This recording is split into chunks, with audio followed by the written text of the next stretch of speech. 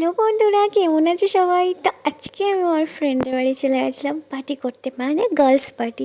তো আমার এই ফ্রেন্ডটার সবার সবার বিয়ে হয়েছিল, আর একটা ফ্রেন্ড ডেকেছিল, ওর মা বাড়ি ছিল না, তো আমাদের সবার থাকার জন্য ডেকেছিল। তো সে কাজে ব্যস্ত, সে এসে পৌঁছায়নি। তো আমরা ফুচকা খাওয়া শুরু করে দিয়েছি, ফুচকা খেতে খেতে ফান করাও শুরু করে দিয়েছি, খুবই মজা হচ্ছিল।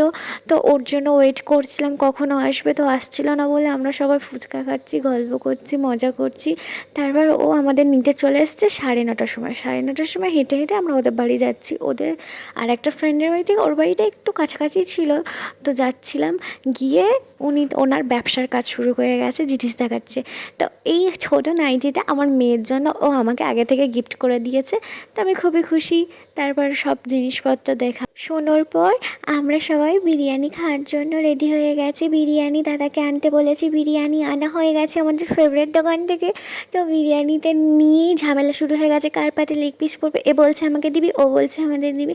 আর বিরিয়ানিটা অসাধারণ হয়েছিল, তো আমাদের খেয়ে খুব ভালো লেগেছে। একটু ঝগড়াঝাটি হয়েছিল লেগ পিস নিয়ে, আমাদের সবসময় হয়। তারপর আমরা সবাই ছাদে চলে গেছিলাম, হাওয়া খেতে গল্প করছিলাম।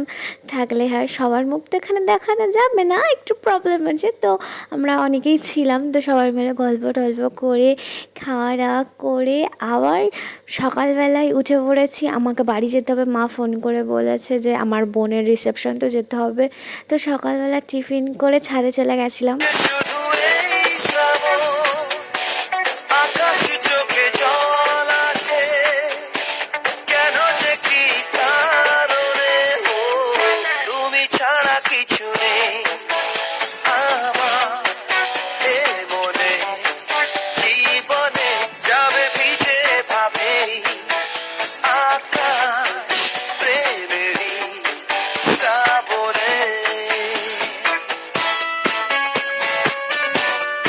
ওয়েদারটা এত সুন্দর ছিল না, কি বলবো। তো দীপিকা আমাদের জন্য চিকেন রান্না করছে, ও খুবই সুন্দর রান্না করে।